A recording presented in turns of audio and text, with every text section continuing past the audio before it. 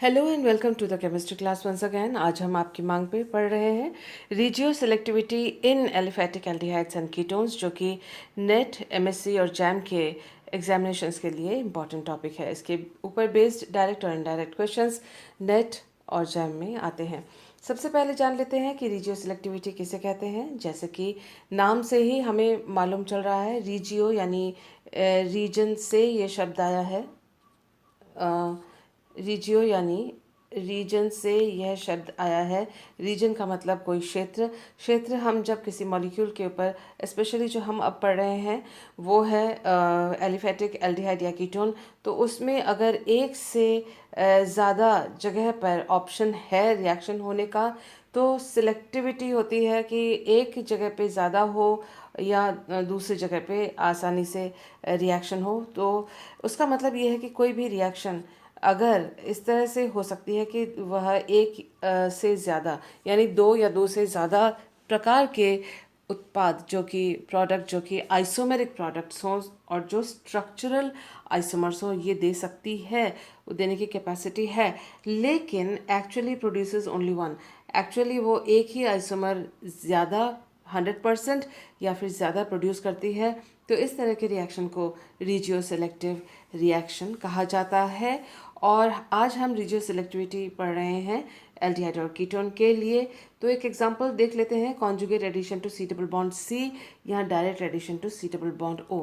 देखिए, अगर इस तरह से एक alpha beta unsaturated carbonyl compound है, तो ये 1, ये 4, 2 एंड 3, तो इसमें अगर डबल बॉन्ड के ऊपर एडिशन न्यूक्लियोफाइल का होता है। आपको मालूम है कि कार्बोनाइल जो कंपाउंड्स हैं उसमें न्यूक्लियोफिलिक अटैक इसलिए होता है क्योंकि ऑक्सीजन के ऊपर इलेक्ट्रॉन की डेंसिटी ज़्यादा होती है, कार्बन के ऊपर कम होती है पाई इलेक्ट्रॉन डेंसिटी, क्योंकि ऑक्सीजन इलेक्ट्रोनेगेटिव है। तो यहाँ इलेक्ट्रॉन की कमी है कार्बोनाइल कार्बन पर, तो न्यूक्लियोफाइल का अटैक होता है। अगर यह कार्बोनाइल कार्बन ऑक्सीजन बॉन्ड जो है वो कॉन्जुगेटेड टू डबल बॉन्ड है, तो न्यूक्लियोफाइल यहाँ भी आक्रमण कर सकता है या फिर न्यूक्लियोफाइल यहाँ पर भी आक्रमण कर सकता है। और उससे सिलेक्शन का मतलब है कि क्या वो यहाँ करेगा, न्यूक्लियोफाइल कहाँ आक्रमण करना पसंद करेगा, यहाँ इस जगह को सिलेक्ट करेगा रिएक्शन करने के लिए, या इस कार्बन को सिलेक्ट करेगा रिएक्शन करने के लिए। इसी को कहते हैं रिजियो सिलेक्टिविटी। और उससे रिलेटेड जो प्रोडक्ट मिलेंगे वो है रिजियो सिलेक्टिव प्रोडक्ट्स। अगर तो इस कार्बन पे हुआ तो उसको 1,4 एडिशन कहा जाएगा, और 1,2 एडिशन तब कहा जाएगा जब इस कार्बन पर न्यूक्लियोफाइल का अटैक हुआ, जिसको डायरेक्ट एडिशन भी कहा जाता है। तो ये basically alpha beta unsaturated compounds के लिए 1,2 या 1,4 एडिशन का चॉइस होता है। और उनमें से कौन सा होगा वो कई फैक्टर्स के ऊपर डिपेंड करता है। आइए देख लेते हैं कि न्यूक्लियोफाइल किस प्रकार से रिएक्ट करेगा, किस प्रकार से वह ऐड करेगा और कहाँ ऐड करेगा, जिसको कि हम उसकी रिजियो सिलेक्टिविटी कहते हैं। और हम पढ़ रहे हैं कार्बोनाइल कंपाउंड्स के बारे में, तो वो क्या है, जो क्या फैक्टर्स हैं जो रिजियो सिलेक्टिविटी करते हैं। पहला है रिएक्शन कंडीशन। कोई जो रिएक्शन हो रही है वो किन कंडीशंस में हो रही है, एसिड में हो रही है, बेस में हो रही है, टेम्परेचर कंडीशंस क्या है, तो वो तय करता है कि न्यूक्लियोफाइल कहाँ आक्रमण करेगा। दूसरा है कि nature of the alpha beta unsaturated carbonyl compound. देखिए, अल्फा बीटा अनसैचुरेटेड कंपाउंड के अलावा भी आप ये इसको अगर ड्रॉप कर दें, अगर आप नोट्स बना रहे हो तो कि nature of the carbonyl compound, तो ये कार्बोनाइल कंपाउंड की प्रकृति, क्या वो अल्फा बीटा अनसैचुरेटेड है, और क्या वो अल्फा बीटा अनसैचुरेटेड नहीं है लेकिन उसके सी डबल बॉन्ड ओ के जो दोनों साइड्स हैं उनमें जो प्रतिस्थापन या सब्स्टिट्यूशन है वो एक दूसरे के बराबर अगर नहीं है, सब्स्टिट्यूशन एक में ज़्यादा सब्स्टिट्यूशन है, दूसरी तरफ कोई सब्स्टिट्यूशन नहीं है या कम सब्स्टिट्यूशन है, इन दोनों कार्बन पर, अल्फा कार्बन पर किस तरह का सब्स्टिट्यूशन या सब्स्टिट्यूएंट्स जुड़े हुए हैं, ग्रुप्स जुड़े हुए हैं, वो भी इस बात को डिसाइड करते हैं कि रिजियो सिलेक्टिविटी कहाँ होगी या किस तरफ रिएक्शन या न्यूक्लियोफाइल का होगा। इसके अलावा एक और फैक्टर है, that is type of nucleophile. किस तरह का हमने न्यूक्लियोफाइल यूज़ किया है इस रिएक्शन को करने के लिए, वो भी इस बात को तय करेगा कि ये न्यूक्लियोफाइल किस जगह पे अटैक करेगा, इस कार्बन पर करेगा, इस कार्बन पर करेगा, या फिर जब स्टेरिक जो इफेक्ट्स हैं, यहाँ अलग सब्स्टिट्यूएंट्स हैं, यहाँ अलग सब्स्टिट्यूएंट्स हैं, तो दोनों अल्फा कार्बन पे अलग अलग सब्स्टिट्यूएंट्स हैं, तो इस हालत में वो न्यूक्लियोफाइल किस तरफ अटैक या आक्रमण करेगा।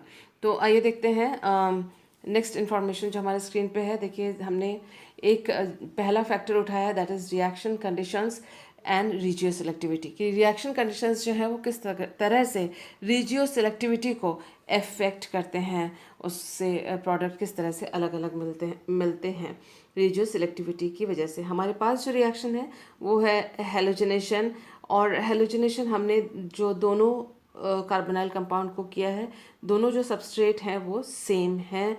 फ़र्क क्या है? फ़र्क है मीडियम में। One is basic medium, another is acidic medium. यहाँ हमने एसिटिक एसिड लिया है, यहाँ हमने सोडियम हाइड्रोक्साइड लिया है। दोनों ही जो हैं हेलोजनेशन रिएक्शंस हैं। एक में हम देखते हैं कि जो सबस्ट्रेट है, इधर जो अल्फ़ा कार्बन है उस पर एक मिथाइल ग्रुप जुड़ा हुआ है, और इस अल्फ़ा कार्बन पर कोई मिथाइल ग्रुप इसके अंदर जुड़ा हुआ नहीं है। अब हम देखते हैं कि जब बेसिक कंडीशन हमने लिया है तो हेलोजनेशन उस कार्बन पर हुआ है जहाँ पर कोई ग्रुप और आगे एल्काइल ग्रुप नहीं जुड़ा हुआ है, यानी इस मिथाइल कार्बन पर हुआ है। हमारे पास थी चॉइस CH2 और CH3 की चॉइस थी, तो CH3 पे जाके हेलोजनेशन हुआ है। ब्रोमिनेशन जब किया है एसिडिक मीडियम में, तो जो ब्रोमीन है वो CH2 का एक हाइड्रोजन हटा के उसमें ब्रोमीन जाके जुड़ा है। सारा कुछ आइडेंटिकल होने के बावजूद जो मीडियम है वो अलग है। तो यहाँ देखते हैं कि इस मीडियम का, एसिड का और बेस का यहाँ पर क्या रोल है। देखिए जो भी इंटरमीडिएट बन रहा है या ट्रांजिशन स्टेट बनेगा किसी रिएक्शन के दौरान, वो जितना ज़्यादा स्टेबल होगा वो रिएक्शन उसी ओर भागेगा या उसी ओर रन करेगा, और उसी तरह से अकॉर्डिंगली प्रोडक्ट हमको मिलेगा। तो यहाँ जो है फर्दर रिएक्शन के ऊपर हम फोकस फिलहाल नहीं करेंगे, क्योंकि हम रीजियो सेलेक्टिविटी की बात कर रहे हैं। तो आयोडीन या हैलोजन कहाँ जुड़ा हुआ है वो देख रहे हैं हम। अगर जो बेसिक मीडियम है, बेसिक मीडियम में जो इनोलेट बनेगा, देखिए ये हमारा इनोलेट के दो ऑप्शंस हैं, सॉरी इनोलेट के दो ऑप्शंस हैं। ये ऑक्सीजन, एक तो नेगेटिव चार्ज यहाँ हो और दूसरा नेगेटिव चार्ज यहाँ हो, जिसका कि डीलोकलाइजेशन आप कह सकते हैं कि ये ऐसे और इस तरह से, और ये ऐसे और इस तरह से डीलोकलाइजेशन इन नेगेटिव चार्जेस का इनोलेट के आयंस का होता है, और जिससे कि यहाँ एक डबल बॉन्ड बन जाएगा और यहाँ वाला बॉन्ड सिंगल हो जाएगा, वो आपको मालूम है। अब आप इस दोनों चीज़ों को ध्यान से देखिए कि यहाँ जो नेगेटिव चार्ज है वो इस एल्काइल ग्रुप, यानी इस वाले एल्काइल ग्रुप के इलेक्ट्रॉन रिलीजिंग पावर या इलेक्ट्रॉन दाता जो इसकी का गुण है, उसकी वजह से ये नेगेटिव चार्ज और भी बढ़ जाएगा। आपको मालूम है कि कोई भी चार्ज जितना और बढ़ जाता है किसी जगह पे या इंक्रीज़ हो जाती है किसी भी चार्ज की कंसंट्रेशन, तो वो स्पीशीज़ उतना अनस्टेबल हो जाता है। कोई भी चार्ज या चार्ज्ड स्पीशीज़ तभी स्टेबल होगा जब वो इलेक्ट्रॉन डीलोकलाइज होगा, या वो चार्ज को कम करने के लिए कोई मैकेनिज़्म या कोई प्रोसीजर उस सबस्ट्रेट के या उस स्पीशीज़ में चल रहा होगा। यहाँ आप देखिए, यहाँ जो नेगेटिव चार्ज है, इस नेगेटिव चार्ज का देखिए, इसका तो डीलोकलाइजेशन हो रहा है, डीलोकलाइजेशन से जो स्टेबिलिटी आती है, लेकिन इसको डिस्टेबलाइज करने के लिए ये फैक्टर है जो एल्काइल ग्रुप इलेक्ट्रॉन रिलीज़ कर रहा है। वो चीज़ यहाँ पर नहीं है, क्योंकि यहाँ पर कोई भी ग्रुप नहीं लगा हुआ जो कि इस नेगेटिव चार्ज के कंसंट्रेशन को और बढ़ाए। तो उसका मतलब ये है, बेसिक मीडियम में जब यहाँ से एक H+ निकल गया और बच गया इनोलेट आयन जिसमें C के ऊपर भी माइनस है, यहाँ पर भी माइनस है, उसको जो है इलेक्ट्रॉन रिलीजिंग कैपेसिटी, जो पावर जो CH3 ग्रुप की है, अल्काइल ग्रुप की है, वह इसको अनस्टेबल कर देती है। अगर इनोलेट इधर बना, अगर इनोलेट इस साइड में बनता है तो सब्स्टिट्यूशन इस साइड होगा, और क्योंकि इस साइड अनस्टेबल है तो इनोलेट इस साइड में बन रहा है। इस साइड जहाँ पर कि सिर्फ मिथाइल ग्रुप है, उसके साथ कोई अल्काइल ग्रुप और दूसरा नहीं जुड़ा हुआ है, तो इसीलिए हेलोजनेशन जो है इसी साइड में हो रहा है। दूसरे एग्जाम्पल में हम देख रहे हैं कि हमने ये एसिडिक मीडियम लिया। एसिडिक मीडियम से ये इनोलेट बना और हमें मालूम है कि जिस साइड इनोलेट बनता है उसी साइड हैलोजिनेशन हो रहा है। लेकिन यहाँ पर क्या बात हो गई, यहाँ पर ये बात है कि जो इनोलेट बन रहा है उसका जो बॉन्ड ब्रेकिंग और बॉन्ड मेकिंग जो प्रोसेस है, आप देख सकते हैं ये मिथाइल ग्रुप ये रहा, और ये CH2 जिसमें ये CH3 था, ये रहा CH3, और एक हाइड्रोजन हटके यहाँ पर Br जुड़ा है। और इसके बनने के दौरान एसिडिक मीडियम में जो इंटरमीडिएट है और उसका जो ट्रांजिशन स्टेट है उसमें प्लस चार्ज है। यहाँ पर कौन सा चार्ज था, वहाँ नेगेटिव चार्ज था। यहाँ कौन सा चार्ज है, यहाँ पॉजिटिव चार्ज है। तो पॉजिटिव चार्ज इसके इलेक्ट्रॉन देने से ये पॉजिटिव चार्ज स्टेबल होती है, क्योंकि यहाँ जो ये देखिए इस तरह से ये प्लस चार्ज और बॉन्ड्स जो हैं इस एरिया में फैले हुए हैं, और इस वजह से कि ये ग्रुप इलेक्ट्रॉन डोनेटिंग है, इलेक्ट्रॉन की कमी यहाँ फैल रही है, उसके कमी को नेगेट या उसको कम ख़त्म कर रहा है यह electron donating power of alkyl group. इसीलिए यह इनोलेट उस साइड स्टेबल है जहाँ इलेक्ट्रॉन डोनर एल्काइल ग्रुप, या electron not donor, electron giving, electron pushing alkyl group यहाँ पर है। तो ये हम देख रहे हैं कि रिएक्शन कंडीशन इस बात को तय करेगा, रीजन को सिलेक्ट करेगा कि यहाँ हेलोजनेशन होगा कि यहाँ हेलोजनेशन होगा। तो ये भी एक रीजियो सेलेक्टिविटी का एग्जाम्पल था जो हमने यहाँ देखा। आइए देखते हैं रिएक्शन कंडीशंस के ऊपर ही एक और रीजियो सेलेक्टिविटी का एग्जाम्पल। ये देखो यहाँ पर 5 to 10 डिग्री है, यहाँ पर 80 डिग्री सेंटीग्रेड है। Rest of the things NaCN HCN NaCN HCN same, और substrate and substrate these are same. फ़र्क क्या है, ओनली द टेम्परेचर। तो इसमें जो है हम देख सकते हैं कि जब टेम्परेचर बहुत कम है, टेम्परेचर जब कम है तो ये C डबल बॉन्ड O पे डायरेक्ट एडिशन है और साइनोहाइड्रिन बनता है। ये बहुत जो है कॉमन एग्जांपल है जो आपने 10th 12th से लेकर इस 12th से 11th 12th से लेकर इस चीज़ को पढ़ा हुआ है। तो साइनोहाइड्रिन यहाँ पर बन रहा है और टेम्परेचर कंडीशन है कम। अगर टेम्परेचर बढ़ा देते हैं तो इस केस में हम देखते हैं कि C डबल बॉन्ड O जो है यहाँ पर, वो C डबल बॉन्ड O उसमें कोई चेंज नहीं है। यह जो डबल बॉन्ड है उसके ऊपर जो है HCN का एडिशन हुआ है, जबकि इस वाले केस में हम देख सकते हैं कि डबल बॉन्ड में कोई चेंज नहीं आया था और इस साइड में C डबल बॉन्ड O में कोई चेंज नहीं आया है। तो एडिशन जो है सिलेक्टिव, रीजियो सिलेक्टिव एडिशन हुई है। अगर टेम्परेचर हमने कम रखा है तो selection C double bond O का किया गया एडिशन के लिए। अगर टेम्परेचर बढ़ाया है तो C डबल बॉन्ड C को रिएक्शन के लिए किया गया। So this is again an example of regio selectivity and reaction conditions. तो ये कैसे, देखिए जो टेम्परेचर को हाई करने पे जो प्रोडक्ट बना है, ये देखिए यही प्रोडक्ट है, ये जो यहाँ लिखा हुआ है। तो थर्मल रिएक्शन को टेम्परेचर को बढ़ाने के बाद जो बनता है उसको कहते हैं थर्मोडायनेमिक प्रोडक्ट। और जो रिएक्शन रिवर्सिबल तो है लेकिन फास्ट है और कम टेम्परेचर पे भी हो जाता है, उसे कहते हैं हम काइनेटिक प्रोडक्ट। तो काइनेटिक प्रोडक्ट इसलिए बनता है क्योंकि प्रोडक्ट में मतलब जैसे एडिशन अगर करें तो C डबल बॉन्ड O में एडिशन फास्ट होगी, क्योंकि ये नेगेटिव चार्ज लिए हुए होता है या इसके ऊपर इलेक्ट्रॉन डेंसिटी ज़्यादा है और यहाँ पर इलेक्ट्रॉन डेंसिटी कम है।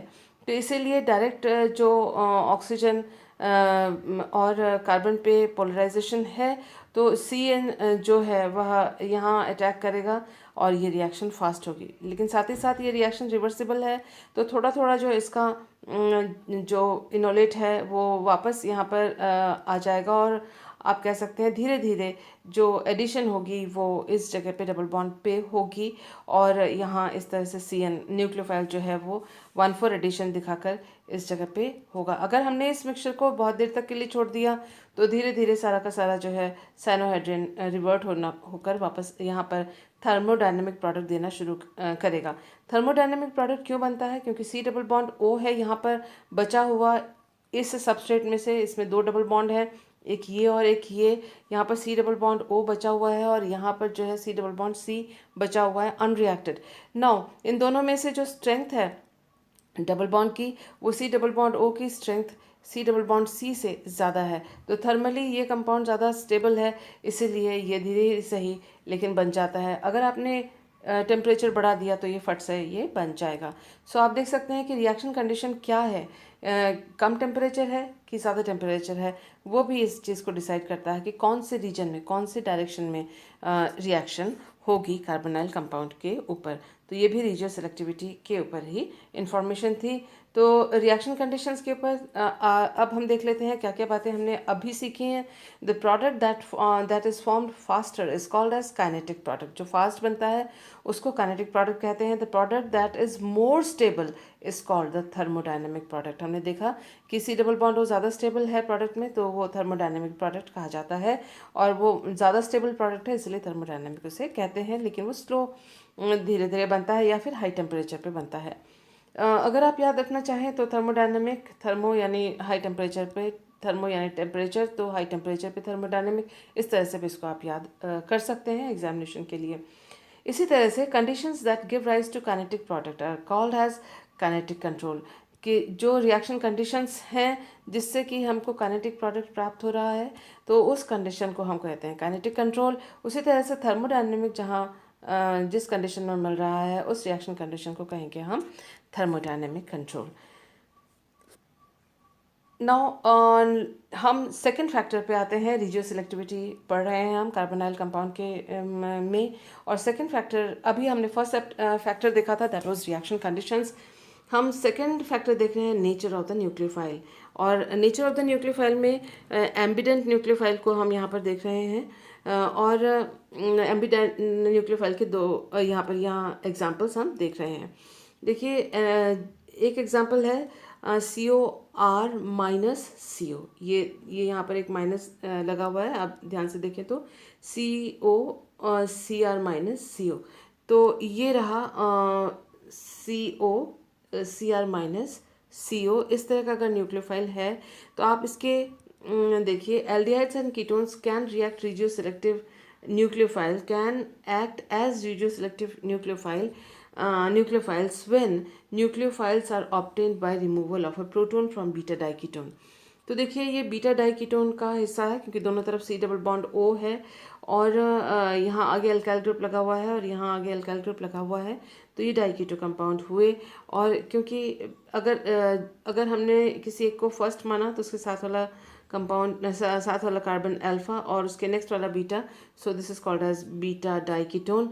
तो बीटा डाइकीटोन के डी प्रोटोनेशन या प्रोटोन रिमूवल अगर होता है इस अल्फा कार्बन से with the help of a base, तो इस तरह से जो नेगेटिव जो चार्ज कार्बन के ऊपर आता है वह एक न्यूक्लियोफाइल की तरह, ये पूरा जो मॉलिक्यूल है, स्पीशीज़ है, वो न्यूक्लियोफाइल की तरह कार्य कर सकता है। इसमें रेजोनेंस होता है, और आप देख सकते हैं ये इस तरह के रेजोनेंस होगा तो एक तरफ यहाँ, एक बार यहाँ पर O माइनस और डबल बॉन्ड जो है सिंगल बॉन्ड में कन्वर्ट हो गया, और यहाँ का जो सिंगल बॉन्ड है वो इस इलेक्ट्रॉन के डिस्प्लेसमेंट से यहाँ पर डबल बॉन्ड हो गया, ये वाला सिंगल बॉन्ड यहाँ पर। तो एक बार इधर एक साइड में C सिंगल बॉन्ड हो जाए और दूसरी साइड में दूसरी बार C सिंगल बॉन्ड O हो जाए, दोनों तरफ एक बार यहाँ माइनस लगे और एक बार इस साइड में माइनस लगे, और माइनस उसका मतलब जो माइनस चार्ज है वो यहाँ पर भी हो सकता है, यहाँ पर भी हो सकता है, यहाँ पर भी हो सकता है।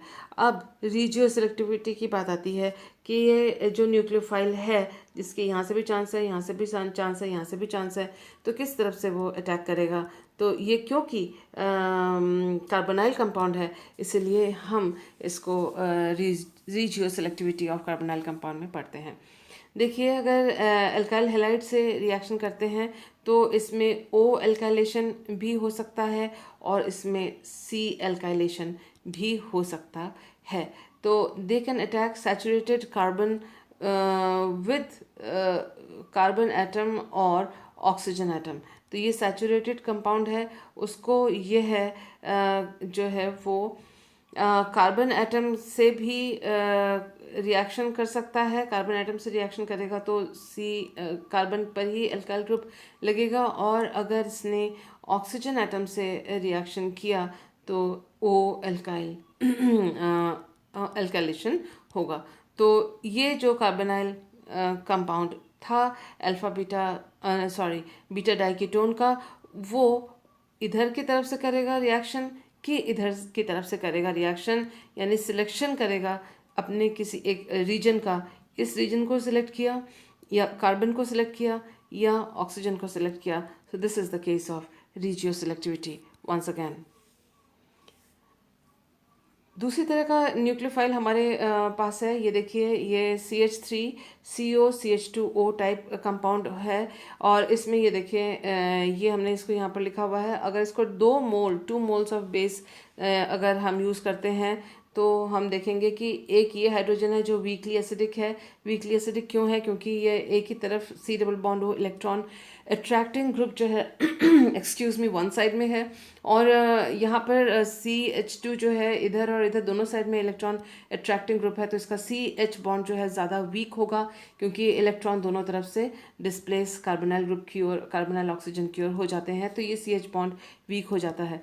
तो यहाँ दो तरफ से इलेक्ट्रॉन अट्रैक्ट हो रहे हैं ऑक्सीजन, कार्बोनाइल ऑक्सीजन के द्वारा, तो ये CH बॉन्ड जो ज़्यादा वीक होगा, या दूसरे शब्दों में it will be more acidic और स्ट्रॉन्ग एसिडिक। उसके कंपैरिजन में यहाँ सिर्फ एक तरफ में जो है कार्बोनाइल ऑक्सीजन है, तो इसलिए ये जो कार्बन हाइड्रोजन बॉन्ड है वो उतना ज़्यादा वीक नहीं होगा, क्योंकि इलेक्ट्रॉन का रिलोकलाइजेशन या अट्रैक्शन सिर्फ एक तरफ से हो रहा है। तो ये वीकली एसिडिक है। इसका मतलब ये जो CH बॉन्ड है वो ज़्यादा कमज़ोर नहीं है, वीक नहीं है, और H+ इसमें से थोड़ा सा मुश्किल से निकलेगा। यहाँ से H+ जो है आसानी से निकलेगा, क्योंकि ये ज़्यादा एसिडिक है। इस बात को ध्यान में रखते हुए अगर हमने 2 मोल्स ऑफ बेस लिया है, 2 मोल्स ऑफ बेस लिया है, तो पहला जो है ये प्रोटॉन को लूज़ करेगा, ये जो बीच वाला है दोनों के बीच में जो CH2 है, और उसका ये CH- में कन्वर्ट हो जाएगा। दूसरा मोल जो बेस का है वो इस वाले कार्बन से हाइड्रोजन निकालेगा, और ये C- में कन्वर्ट हो जाएगा। अब आप देखिए, जो स्ट्रॉन्ग एसिड होता है उसका कॉन्जुगेट जो बेस होता है वो लेस बेसिक होता है, तो ये है लेस बेसिक। और ये वीक एसिडिक था, तो इसका जो कॉन्जुगेट बेस होगा वो है मोर बेसिक। इस बात को अपने को ध्यान में रखना है। और अगर रिएक्ट करेगा कब? जब दो मोल्स ऑफ बेस हैं तो रिएक्ट ये करेगा। जब एक ही मोल ऑफ बेस है तो यही हाइड्रोजन गया, तो यहीं पर ही एल्काइलेशन इसका होगा। 2 मोल ऑफ बेस है, क्योंकि 2 मोल होने से ये लेस बेसिक हो जाता है, यह जो है लेस बेसिक हो जाता है। इसीलिए जब इसका एल्काइल हैलाइड के साथ रिएक्शन करेंगे यहाँ रिएक्शन होगा, because this is more basic, और ये फट से रिएक्ट करेगा, और ये जबकि नहीं रिएक्ट कर पाएगा। तो इस तरह से हमको ये वाला प्रोडक्ट मिलेगा, जिसका अल्टीमेटली प्रोटोनेशन करने से हमको ये प्रोडक्ट मिलता है। तो हम देख सकते हैं कि यहाँ पर हमने बेस ज़्यादा 2 मोल्स लिए, उससे रीजियो सिलेक्टिविटी आ गई। आइए nature of the attacking nucleophile, hard और सॉफ्ट, उसके बारे में भी हम थोड़ा सा पता कर लें। ये कुछ हार्ड न्यूक्लियोफाइल्स हैं, ये बॉर्डर लाइन न्यूक्लियोफाइल्स हैं, ये सॉफ्ट न्यूक्लियोफाइल्स हैं। कुछ एग्जांपल्स देख लेते हैं, जैसे F-, OH-, alkoxide ions, sulphate ions, chloride ion, ये जो हैं, और ग्रिग्नार्ड रिएजेंट, अमोनिया, ये सारे हार्ड में आते हैं बॉर्डर लाइन में। CnNH2, एमीन्स वगैरह, ब्रोमाइड बॉर्डर लाइन में, और सॉफ्ट में I-, जिनके साइज थोड़े से बड़े हैं, एल्कीन्स और एरोमेटिक रिंग्स आते हैं। इस बात को हम ध्यान में रखते हैं, और नेक्स्ट इन्फॉर्मेशन देखते हैं। Comparing tendencies of hard and soft acid basis, या इनके जो टेंडेंसीज हैं हार्ड सॉफ्ट एसिड के, उनको पहचानने की कुछ हम इनके कैरेक्टरिस्टिक्स प्रॉपर्टीज देख लें कि हार्ड एसिड और बेस अगर होते हैं तो उसका एटॉमिक या आयनिक रेडियस वो स्मॉल साइज होगा, ऑक्सीडेशन स्टेट उसकी हाई होगी, पोलराइजेबिलिटी उसकी लो होगी क्योंकि साइज बहुत छोटी है, इलेक्ट्रोनेगेटिविटी हाई होगी, HOMO हार्ड एसिड और बेस की लो होती है, LUMO इनकी हाई होती है। इलेक्ट्रॉन एफिनिटी जो है वो आयोनिक बॉन्ड बनाने में ज़्यादा लगते हैं, जबकि ये कोवलेंट बॉन्ड बनाने में soft acids and base use होते हैं। और इनका जो LUMO है वो लोअर है। अपने को बस एक ही चीज़ याद रखनी है, दोनों अगर याद करने की कोशिश करते हैं तो एग्जामिनेशन में कई बार भूल जाते हैं। हालांकि HOMO LUMO को हमने इस बार इस वीडियो में रिजियो सेलेक्टिविटी में यूज़ नहीं किया है। तो यहाँ देखिए इस तरह की ये प्रॉपर्टीज़ हैं। एटॉमिक रेडियस, ऑक्सीडेशन स्टेट, इसका एटॉमिक रेडियस हाई होता है, ऑक्सीडेशन स्टेट जो है लो या ज़ीरो होता है, पोलराइजेबिलिटी हाई होती है। तो ये सारे कैरेक्टरिस्टिक्स हैं सॉफ्ट एसिड और सॉफ्ट बेस के। इसके अलावा हमें एक बात और जाननी चाहिए, और वो ये कि हार्ड एंड सॉफ्ट रिएक्टिविटी क्या है। तो ये भी हम रिजियो सेलेक्टिविटी में पढ़ रहे हैं। Reactions of hard species are dominated by charges and electrostatic effects। देखिए जो हार्ड एसिड या हार्ड बेस है वह आयनिक बॉन्ड बनाता है, इसलिए वो चार्ज के जो इफेक्ट हैं उनके ऊपर ज़्यादा लागू होते हैं। और reactions of soft species are dominated by orbital effect. Soft जो स्पीशीज़ होते हैं, चाहे सॉफ्ट एसिड और सॉफ्ट बेस, वो कोवलेंट बॉन्ड बनाते हैं, इसलिए ऑर्बिटल इफेक्ट उसके ऊपर ज़्यादा होता है। Hard nucleophiles tend to react well with hard electrophiles. This is important for regio selectivity. तो रिजियो सेलेक्टिविटी आप कार्बोनाइल कंपाउंड्स के पढ़ेंगे तो हमको ये ध्यान रखना पड़ेगा कि हार्ड न्यूक्लियोफाइल जो है वो हार्ड इलेक्ट्रोफाइल के साथ रिएक्ट करता है, वाइस वर्सा सॉफ्ट वाले जो न्यूक्लियोफाइल हैं सॉफ्ट इलेक्ट्रोफाइल के साथ रिएक्ट करते हैं। Nucleophilic addition of alpha beta unsaturated compounds की अगर हम बात करें तो alpha beta unsaturated compounds have two types of carbon electrophilic centres. दो तरह के सेंटर हैं।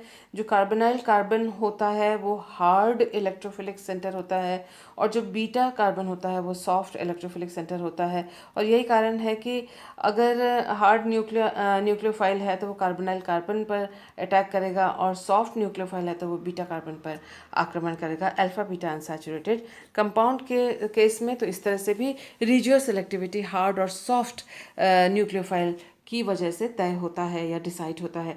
यह देखिए इसका डायग्रामेटिक रिप्रेजेंटेशन है। ये हार्ड इलेक्ट्रोफिलिक सेंटर है, इसलिए इसके ऊपर हार्ड न्यूक्लियोफाइल जो है अटैक करेगा, और ये सॉफ्ट इलेक्ट्रोफिलिक सेंटर है, इसलिए it will be attacked by soft nucleophiles.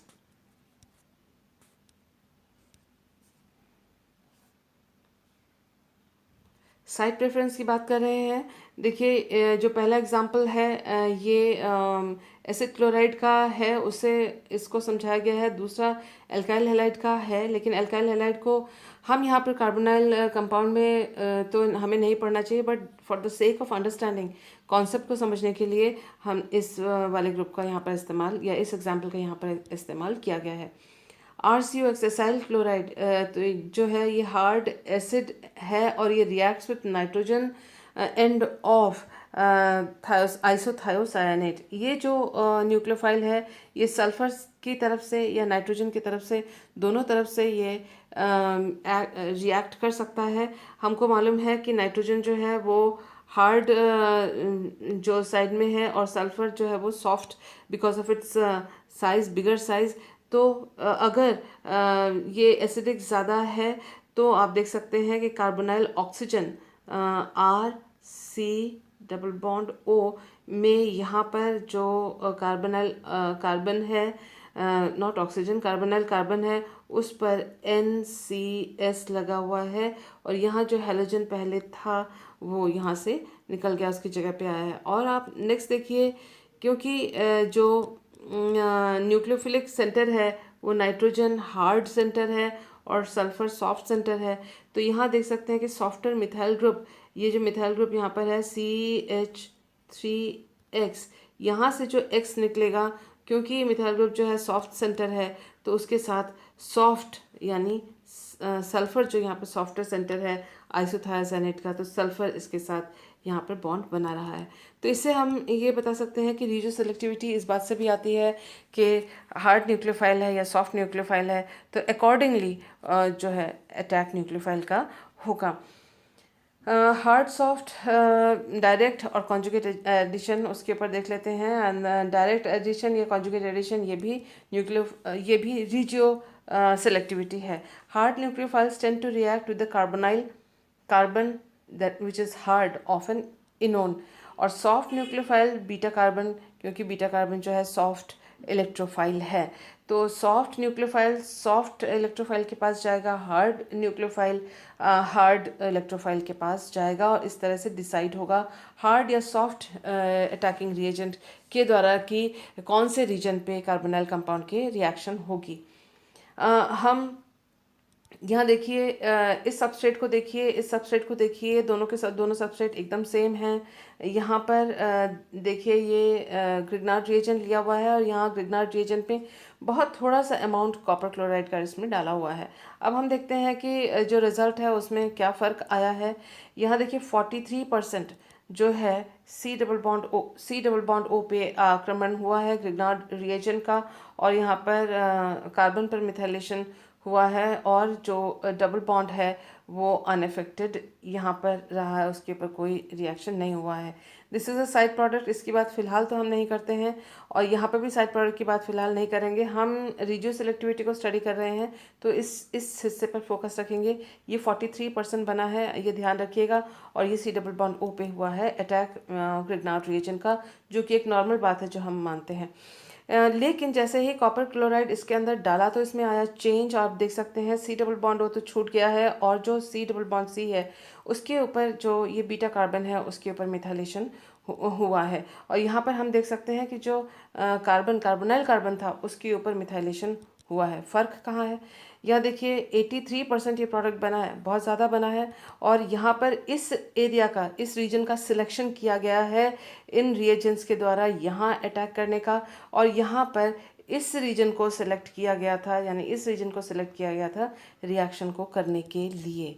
तो यहाँ पर हार्ड सॉफ्ट वाली बात जो है वो लागू होती है। यहाँ जो कॉपर है वो सॉफ्ट है, यहाँ मैग्नीशियम हार्ड है, तो उस अकॉर्डिंग ही मिथाइल ग्रुप जो है हार्ड सॉफ्ट यहाँ पर होकर और उसका रिएक्शन होगा। आइए देखते हैं कि किस तरह से।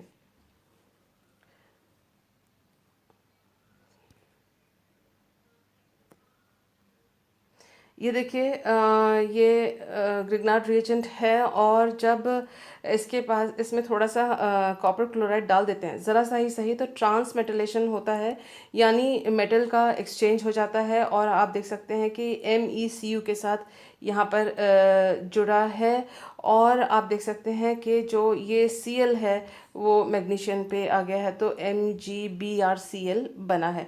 तो ये दोनों चीज़ें बनी हैं, और आप देख सकते हैं कि मेटल का एक्सचेंज जो है ग्रुप के साथ हो गया है, जिसकी वजह से ये बात हुई है।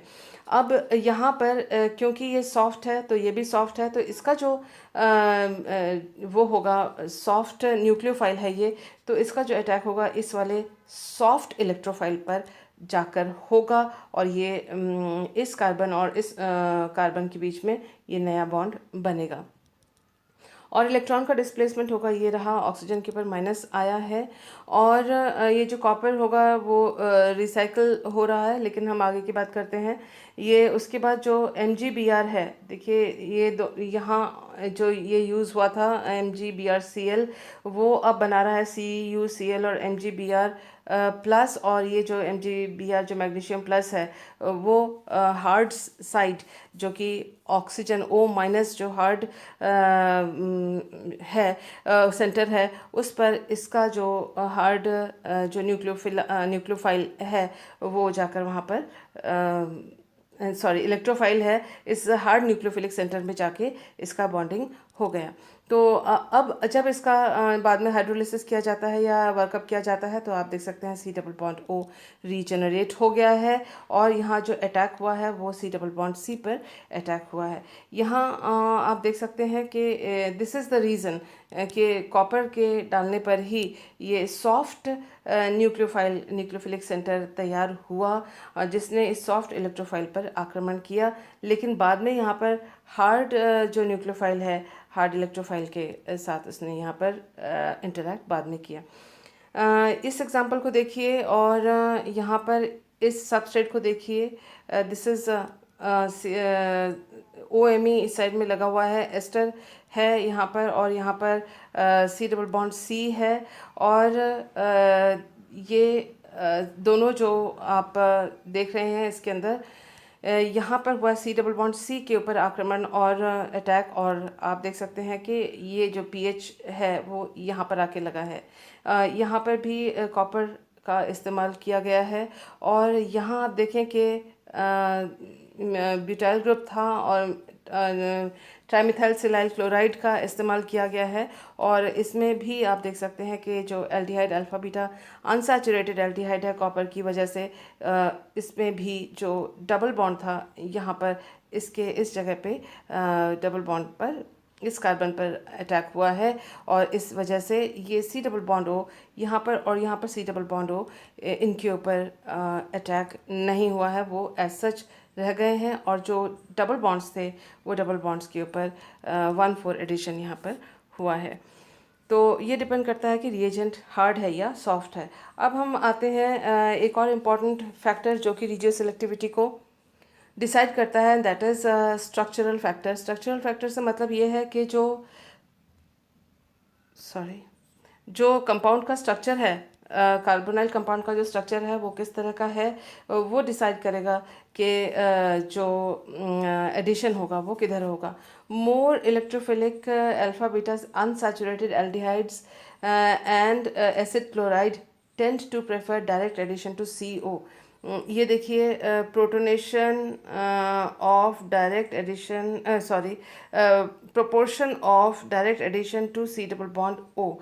तो ये सी डबल बॉन्ड ओ ऊपर से नीचे यहाँ पर सभी में है सी डबल बॉन्ड ओ, और आप देख सकते हैं जो प्रपोर्शन यानी रेशियो जो है डायरेक्ट एडिशन टू CO यहाँ मोस्ट है, यानी इधर की तरफ जो this is aldehyde and this is ketone. तो एल्डिहाइड में डायरेक्ट एडिशन टू CO होता है, और जबकि कीटोन या एस्टर या एमाइड में डायरेक्ट एडिशन ना होके जो होता है वो सी डबल बॉन्ड C में या कॉन्जुगेट एडिशन उसके अंदर होता है। क्यों? क्योंकि ये मोर इलेक्ट्रोफिलिक कार्बन है, ये मोर इलेक्ट्रोफिलिक कार्बन है, और उसके कंपैरिजन में ये लेस इलेक्ट्रोफिलिक है, ये लेस इलेक्ट्रोफिलिक है, ये लेस इलेक्ट्रोफिलिक है। एक चीज़ और इसमें ध्यान दे सकते हैं कि जो Cl है इलेक्ट्रॉन विड्रॉइंग है, इलेक्ट्रॉन को यहाँ पर ऑक्सीजन इलेक्ट्रॉन विड्रॉइंग है। इलेक्ट्रॉन्स जो हैं वो ऑक्सीजन की तरफ पाई बॉन्ड के ज़्यादा डिस्प्लेस्ड होंगे, यहाँ इलेक्ट्रॉन की कमी होगी, इसकी कमी को और बढ़ा रहा है -I इफेक्ट ऑफ Cl। यहाँ पर अगर आप देखें तो यहाँ इसकी कमी को कम कर रहा है एल्काइल ग्रुप का इलेक्ट्रॉन डोनेटिंग जो कैपेसिटी या उसका जो इलेक्ट्रॉन डोनेटिंग पावर जो होता है, इफेक्ट जो होता है डिस्प्लेसमेंट इफेक्ट, वो इसके इलेक्ट्रॉन की कमी को कम कर रहा है, नेगेट कर रहा है। इसलिए ये जो कार्बन है, ये कार्बन इसमें भी OR इलेक्ट्रॉन्स दे रहा है, NH2 के इलेक्ट्रॉन्स यहाँ शिफ्ट कर रहा है। तो इस तरह से ये जो तीनों हैं इनके जो ये कार्बन हैं वो लेस इलेक्ट्रोफिलिक हैं, क्योंकि यहाँ पर इलेक्ट्रॉन डोनेशन के लिए कोई मैकेनिज्म काम कर रही है। यहाँ पर इलेक्ट्रॉन अट्रैक्टिंग या कमी को और कम कर देने का काम हो रहा है, यहाँ ना खींचा जा रहा है इलेक्ट्रॉन, ना दिया जा रहा है। तो ये दोनों जो हैं वो C double bond O direct addition to C double bond O प्रदर्शित करेंगे, दिखाएंगे।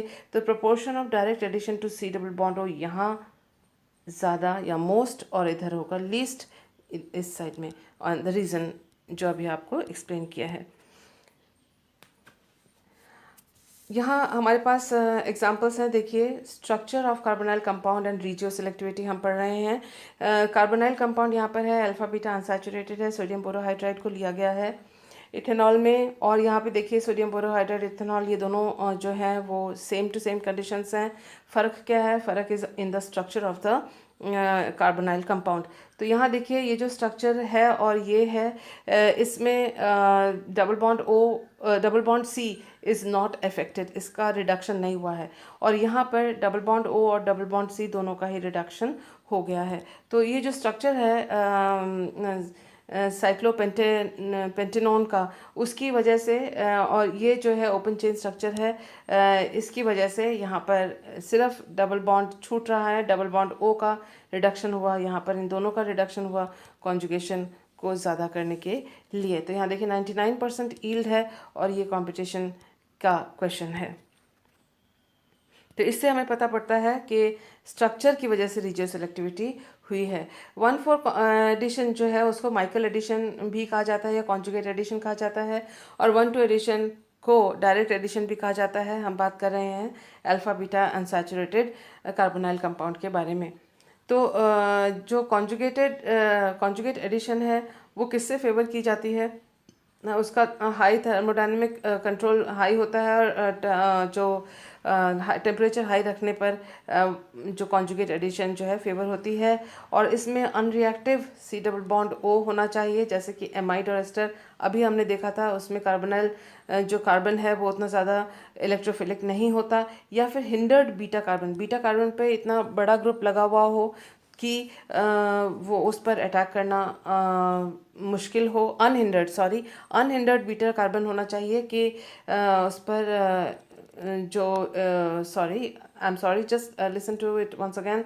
अनरिएक्टिव कार्बोनाइल कंपाउंड हमने आपको बता दिया था, अनहिंडर्ड बीटा कार्बन हो। अनहिंडर्ड बीटा कार्बन का मतलब ये है कि स्टेरिक हिंडरेंस बीटा कार्बन पे कम हो और आसानी से अटैक हो जाए। इसके अलावा सॉफ्ट न्यूक्लियोफाइल का इस्तेमाल होगा, क्योंकि बीटा कार्बन जो है वो सॉफ्ट इलेक्ट्रोफाइल होता है।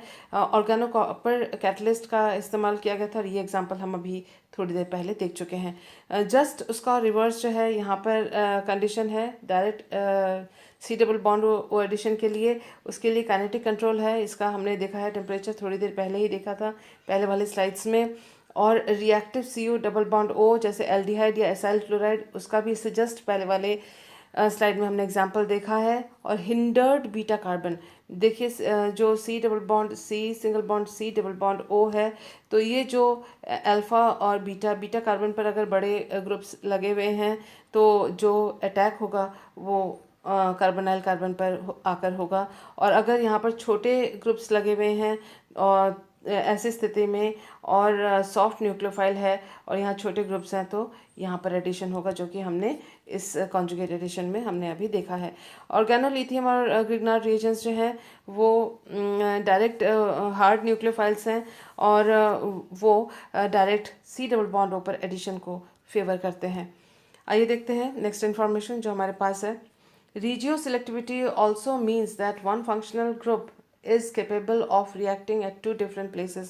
कोई भी एक फंक्शनल ग्रुप है, क्रियात्मक समूह है, वह दो अलग अलग स्थान से वो रिएक्ट कर सकेगा। अगर ऐसी कंडीशन होती है उसको भी हम रिजियो सेलेक्टिविटी कहते हैं। And reagent has to choose where to react.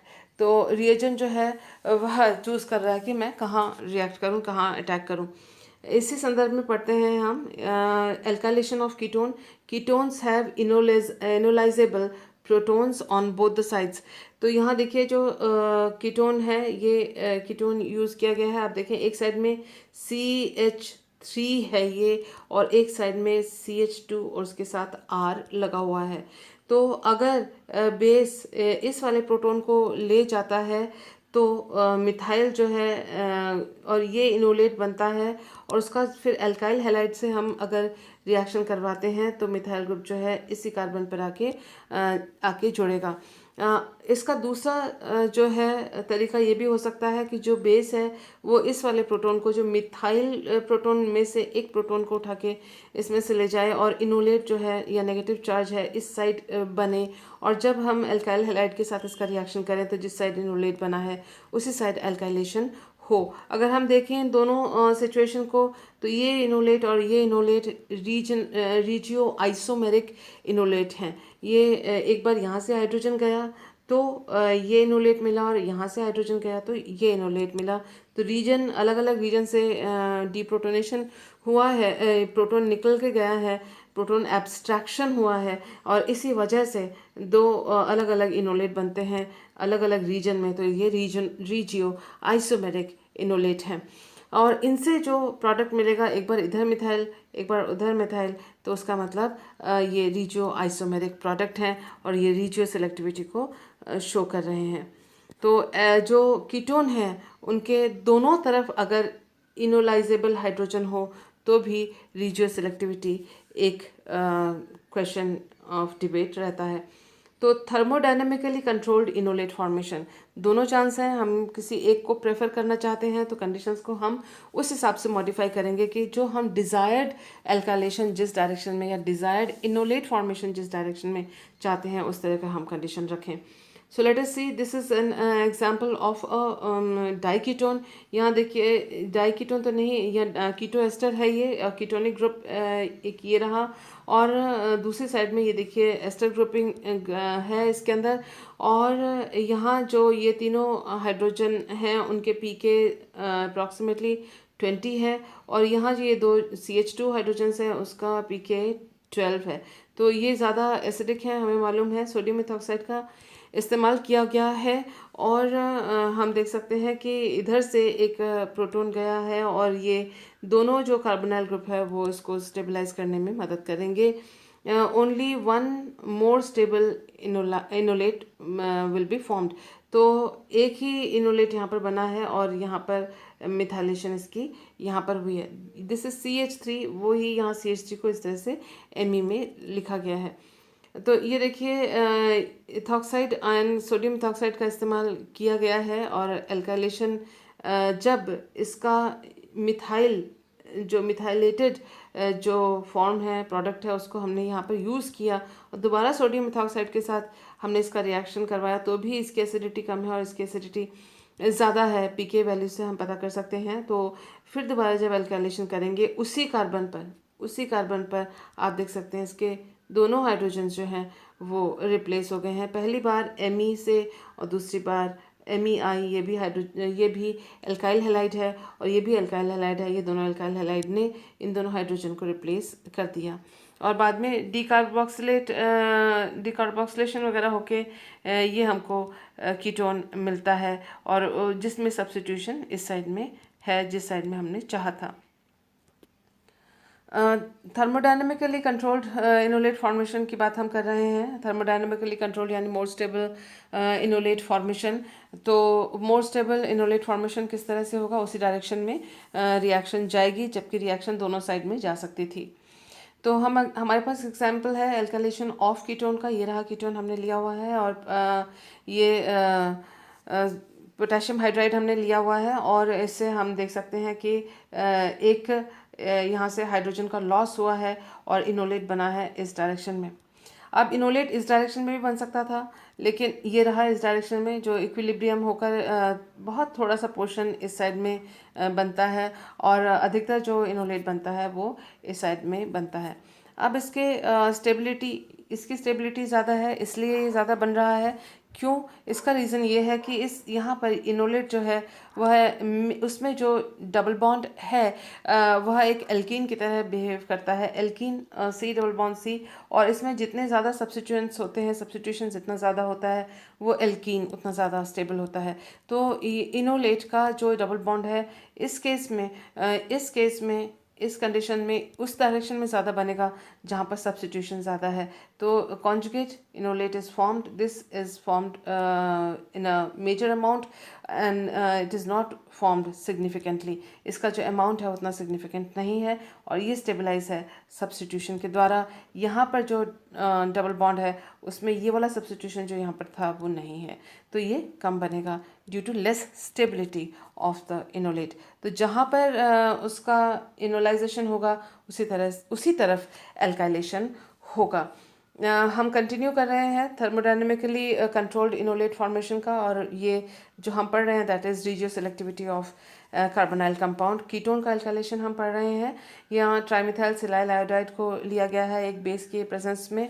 हम देख सकते हैं कि इसमें जो है C+O के ऊपर यहाँ पर ऑक्सीजन और सिलिकन का बॉन्ड फॉर्म हुआ है जो कि बहुत स्ट्रॉन्ग बॉन्ड होता है, और डायरेक्ट ऑक्सीजन पे इसने बॉन्ड बनाया है। फिर मिथाइल लिथियम को लिया गया है और मोर सब्स्टिट्यूटेड सिलाइल इनॉल ईथर यहाँ पर बना है।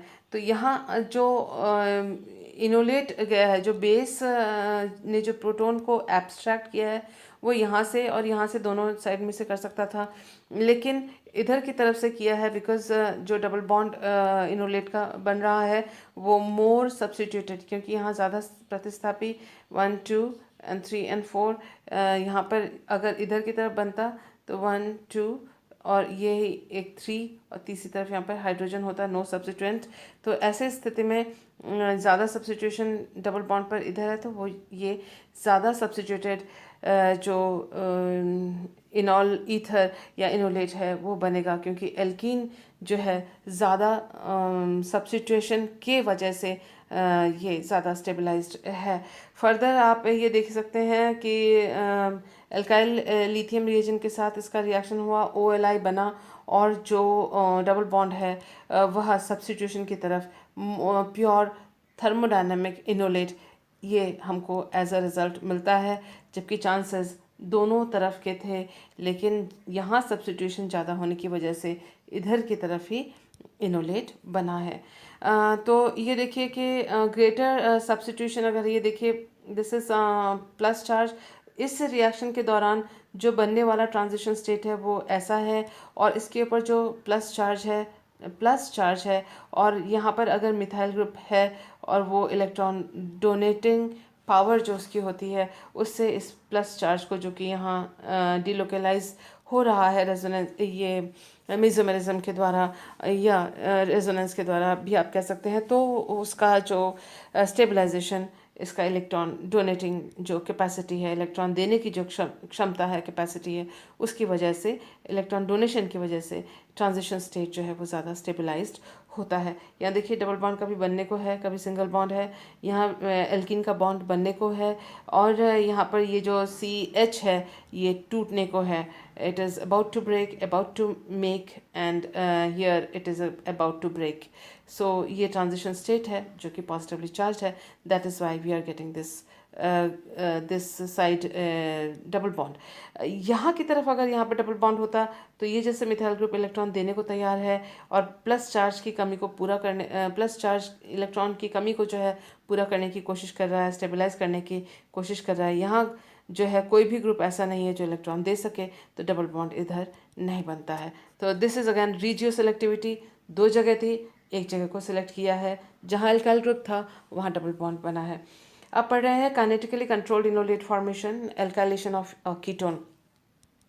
तो इसमें देखिए काइनेटिकली कंट्रोल में दो चीज़ें हम मेन है, हिंडर्ड बेस, जो बेस है वह हिंडर्ड होना चाहिए, यानी इसके ऊपर जो ग्रुप है वो बड़े होने चाहिए, जैसे कि लिथियम डाई आइसोप्रोपाइल एमाइड, तो इसमें डाई आइसोप्रोपाइल जो आइसोप्रोपाइल के दो ग्रुप्स हैं और ये एक स्ट्रॉन्ग बेस है, और hindered to attack C double bond O, C double bond O पर आक्रमण करने में, अटैक करने में मुश्किल है, क्योंकि इसका जो दो आइसोप्रोपाइल ग्रुप इसके ऊपर जुड़े हुए हैं LDA में। और दूसरी बात ये है कि temperature, so it attacks CH bond, it prefers to attack more acidic and less hindered CH bond, जो एसिडिक भी हो और लेस हिंडर्ड हो उस साइड में वो अटैक करने की कोशिश करता है LDA से अगर के साथ अगर रिएक्शन हुई हो तो ये देखिए कि अपने पास ये कार्बोनाइल कंपाउंड है और इधर की तरफ ये अल्फ़ा और ये अल्फ़ा, इस अल्फ़ा कार्बन पर और कुछ भी सब्स्टिट्यूएंट नहीं है और इस वाले अल्फ़ा कार्बन पर एक मिथाइल सब्स्टिट्यूएंट है। टेम्परेचर हमने कम रखा है, काइनेटिकली कंट्रोल्ड है, वहाँ टेम्परेचर कम ही होता है, और आप देख सकते हैं कि लेस एसेसिबल, मोर हिंडर्ड, यहाँ पर इस CH2 के साथ एक CH3 ग्रुप भी है, आना किसने है अटैक करने के लिए, NR2R यानी आइसोप्रोपाइल ग्रुप है, जो LDA का जो आइसोप्रोपाइल ग्रुप था वो अटैक करेगा, तो वो खुद अपने आप में बड़ा साइज़ है, ये एसिडिक है, ये भी एसिडिक है और ये भी एसिडिक है, लेकिन यहाँ पर स्टेरिक हिंडरेंस फेस करेगा, यहाँ स्टेरिक हिंडरेंस फेस नहीं करेगा, तो इसीलिए इस साइड के लेस हिंडर्ड जिसमें त्रिविम बाधा कम है उस वाले प्रोटॉन को इसने एब्स्ट्रैक्ट किया और इनोलेट इस साइड में बना। तो इस तरह के इनोलेट को कहते हैं काइनेटिक इनोलेट। और यहाँ पर हमारे पास एक और एग्जांपल है। यहाँ देखिए एक पीएच फिनाइल ग्रुप है, यहाँ पर दोनों हाइड्रोजन है, यानी कोई दूसरा और प्रतिस्थापित यहाँ पर या आप कह सकते हैं सब्स्टिट्यूएंट यहाँ पर नहीं है। एलडीए लिया हुआ है, ये स्टेरिकली हिंडर्ड बेस है।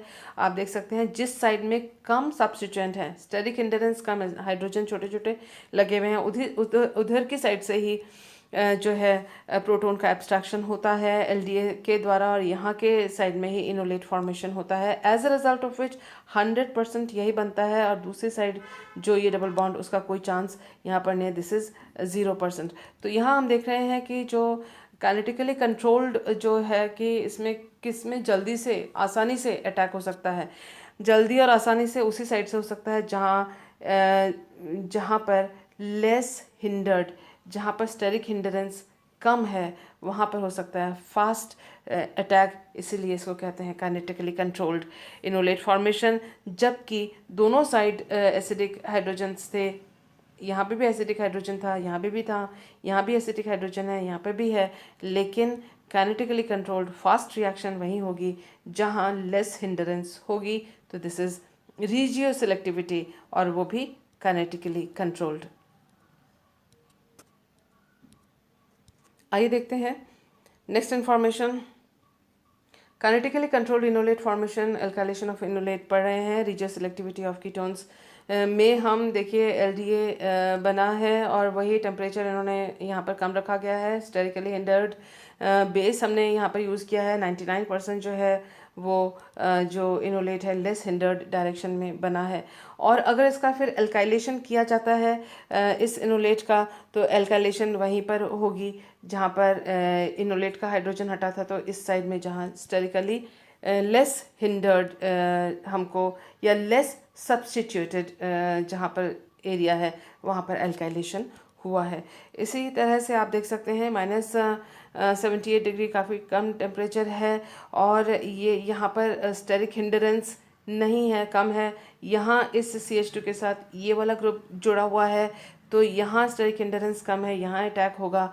और आप देख सकते हैं कि यहाँ पर ये हेलो जो अल्काइल हैलाइड लिया गया है वो इस साइड में आके जुड़ेगा, उधर जहाँ की स्टेरिक हिंडरेंस कम है। तो इसका 77% ईल्ड है। Again this is kinetically controlled enolate का एग्जाम्पल है, इनोलेशन का एग्जाम्पल है रीजियो सेलेक्टिविटी का। तो regio selective formation of enolate from ketones, इसके बारे में देख लेते हैं। थर्मोडायनेमिक इनोलेट कौन से हैं जो कि ज़्यादा स्टेबल हों, मोर सब्स्टिट्यूटेड हों, ज़्यादा स्टेबल हों, और फेवर्ड होते हैं ये एक्सेस कीटोन डाला जाए, हाई टेम्परेचर हो, और लॉन्ग रिएक्शन टाइम, ज़्यादा देर लगती है इस रिएक्शन को कंप्लीट होने में। काइनेटिक जैसे कि नाम से ही हमको मालूम पड़ता है कि ये शॉर्ट टाइम में या फास्ट ये रिएक्शन होती है। और काइनेटिक इनोलेट्स अभी हमने देखा एग्जांपल, लेस सब्स्टिट्यूटेड जो इनोलेट जो डायरेक्शन है उस साइड में इनोलेट फॉर्मेशन होगा, ये लेस स्टेबल होगा, शॉर्ट टाइम में रिएक्शन होगा, और favoured bye strong hindered base. जैसे एलडीए हमने यूज़ किया था और स्ट्रॉन्ग बेस था, लेकिन हिंडर्ड था, बड़े ग्रुप्स इसमें लगे हुए थे, तो वो काइनेटिक इनोलेट्स देंगे जो कि लेस सब्स्टिट्यूटेड होंगे। तो इस तरह से भी रीजियो सिलेक्टिविटी तय की जाती है। रीजियो सिलेक्टिविटी हम देख रहे हैं एल्काइलेशन ऑफ कीटोन में। ये देखिए methyl acetoacetate is alkylated at the central carbon atom because it is the site of most stable enolate, but if a strong base is used to form a dianion by removing the second proton, then less stable anion reacts and first and terminal C gets alkylated। देखिए क्या क्या कह रहे हैं, ये आप ketone मानिए और कीटोन को सब्स्टिट्यूट किया गया है यहाँ एस्टर से, तो यहाँ ये है मिथाइल एसिटोएसिटेट, और ये जो CH2 है, क्योंकि इधर भी इलेक्ट्रॉन अट्रैक्टिंग इधर भी इलेक्ट्रॉन अट्रैक्टिंग दो ग्रुप्स हैं, तो ये ज़्यादा एसिडिक है। और बेस के प्रेजेंस में जब इसका मिथाइलेशन किया जाता है तो फिर ये बीच वाला जो मिथाइल ग्रुप है, बीच वाला जो कार्बन हाइड्रोजन बॉन्ड है वो टूट के उसकी जगह मिथाइलेशन होता है। लेकिन अगर सेकेंड टाइम भी हमने यूज़ किया बेस को, तो सेकेंड टाइम बेस यूज़ करने के बाद जो है सेकेंड जो लेस हिंडर्ड कार्बन है उसमें से हाइड्रोजन एब्स्ट्रैक्ट होता है, और जो डाई आयन बनता है उसमें जो लेस स्टेबल साइड है वहाँ पर आप देखें कि ये एल्काइल हैलाइड, और लेस स्टेबल साइड में वो एल्काइल हैलाइड जुड़ा है, और जो मोर एसिडिक हाइड्रोजन था वो छूट गया है, और जो लेस एसिडिक हाइड्रोजन है वहाँ पर मिथाइलेशन हुई है इस तरह से, और प्रोडक्ट का यील्ड जो है वो भी 79% हाई है। तो उसका मतलब सिंगल अगर एनायन अगर बनता है, एक ही बेस एक मोल एक इक्विवेलेंट यूज़ होता है, यहाँ पर एल्काइलेशन होगी।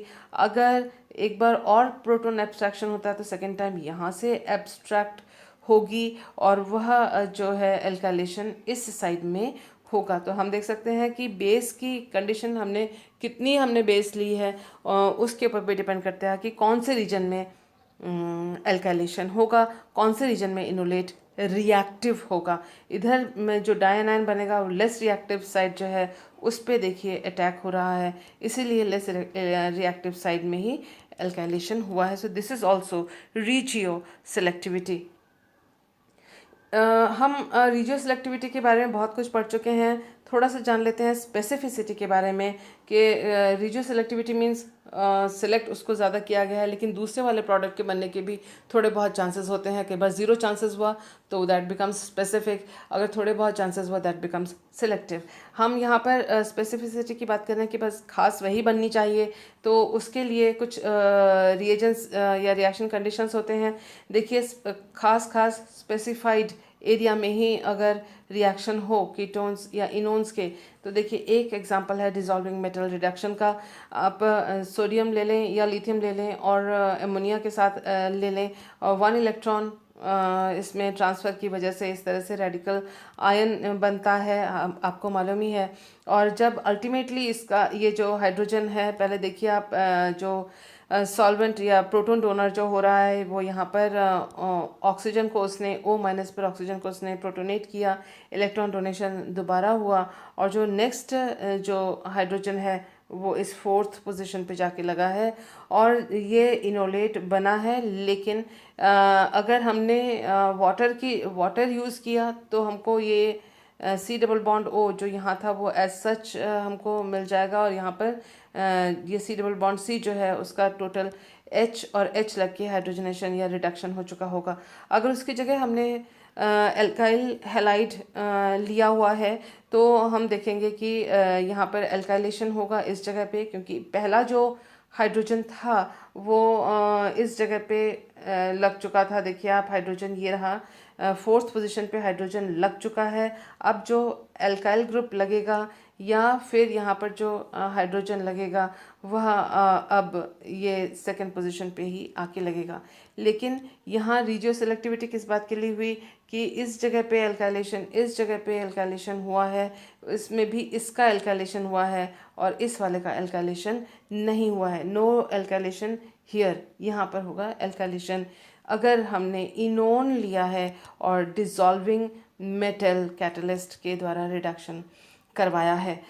तो यहाँ पर भी आप एक और एग्जांपल देख सकते हैं कि ये डबल बॉन्ड है, और यहाँ पर भी रिडक्शन हो सकता है, यहाँ पर भी रिडक्शन हो सकता है, जैसे कि यहाँ भी रिडक्शन हो सकता है, यहाँ पर भी रिडक्शन हो सकता था, लेकिन इसका रिडक्शन नहीं हुआ है, और एल्काइलेशन इस पोजीशन पे हुआ है। ये सिलेक्टिविटी है, उसी जगह को specify, not selectivity 100 it is specified कि वहीं पर होगा, तो रीजियो स्पेसिफिसिटी है, उसी जगह पर रिएक्शन हुई है, कहीं और पर बिल्कुल नहीं। यहाँ आप देख सकते हैं कि ये अगर हमने लिया हुआ है इनोन और साइक्लिक है ये कंपाउंड, और इसका डिसॉल्विंग मेटल कैटलिस्ट के सहायता से हमने इसको यूज़ किया है, तो हम देख सकते हैं कि इस तरह से ऑक्सीजन पर एक बॉन्ड फॉर्मेशन इस और इधर की तरफ इनोलेट बना है, और जो मिथाइलेशन हुई है वही इसी कार्बन पर, जिस कार्बन पर जहाँ पर जिस साइड में डबल बॉन्ड था यहाँ वहाँ पर उस अल्फ़ा कार्बन पर हुई है। सिमिलरली जहाँ पर डबल बॉन्ड था उसके अल्फ़ा कार्बन पर मिथाइलेशन हुई है। दूसरा जो ऑपोजिट साइड में मिथाइलेशन का चांस बहुत ही कम है। तो it is nearly stereo specific, इस जगह पे सॉरी रीजियो स्पेसिफिक ये रिएक्शन हुई है।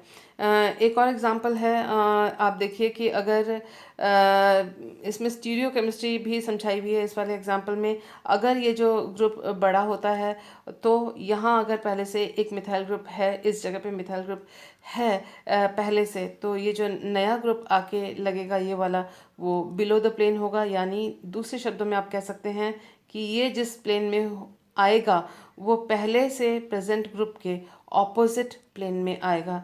ये भी अपने को ध्यान रखना है कि अगर बीटा पे कोई पहले से ही कोई बीटा पे ग्रुप है तो अल्फा पे आने वाला मिथाइल ग्रुप जो है ऑपोजिट प्लेन पे जुड़ेगा, जो कि एग्जामिनेशन पॉइंट ऑफ व्यू से इम्पॉर्टेंट इंफॉर्मेशन है। रीजियो स्पेसिफिसिटी ही दोबारा पढ़ रहे हैं। इनोन की सहायता से आप देख सकते हैं कॉन्जुगेट, अगर conjugate addition to enone giving enolates stereo specifically.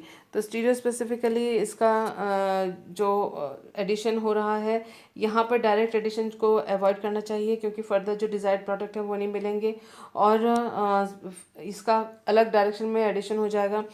Conjugate addition अगर हमें करवाना है तो इस जगह को अवॉइड करना चाहिए। और इनोलेट, जब इनोलेट वाला कंडीशन आएगा उसमें न्यूक्लियोफाइल, ये रहा न्यूक्लियोफाइल जो है फोर्थ पे उसने अटैक किया है और इनोलेट इस तरह से बना है।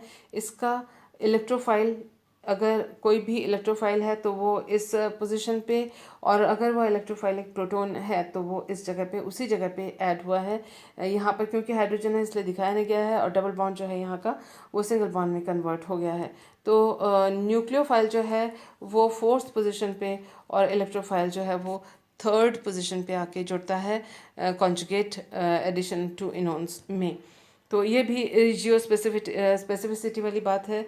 इसके लिए इसके लिए हम ये एग्जांपल देख रहे हैं। देखिए एक बहुत बड़ा स्टेरिकली हिंडर्ड एक्सक्यूज में बेस लिया हुआ है, और जो कि जिसका नाम है के सिलेक्ट्राइड, ये इसका नाम दिया हुआ है। के stands for potassium, L stands for lithium, और आप देख सकते हैं कि यहाँ पर एक बड़ा ग्रुप भी है और ये डबल बॉन्ड यहाँ पर है, और इस तरह से जो एडिशन हो रहा है वह आप देख, यू कैन सी दैट ये रहा, इसमें मिथाइल ग्रुप का एडिशन हुआ जो कि इलेक्ट्रोफाइल है, और न्यूक्लियोफाइल जो H माइनस है वो फोर्थ पोजीशन पे है, जैसा कि हमने इससे पहले वाले स्लाइड में देखा था। हार्ड जो इलेक्ट्रोफाइल है इट अटैक्स ऑक्सीजन। तो यहाँ पर आप देख सकते हैं कि कॉपर का यूज़ किया गया है।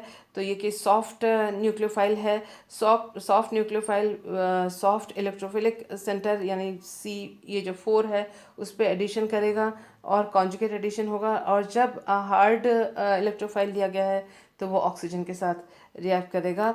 लेकिन अगर हमने सॉफ्ट इलेक्ट्रोफाइल लिया है तो वो C3 पर जाके एडिशन करेगा। तो ये सारे रिएक्शंस जो है वो रीजियो स्पेसिफिक रिएक्शंस हैं using enones, because we are using C double bond C single bond C double bond O।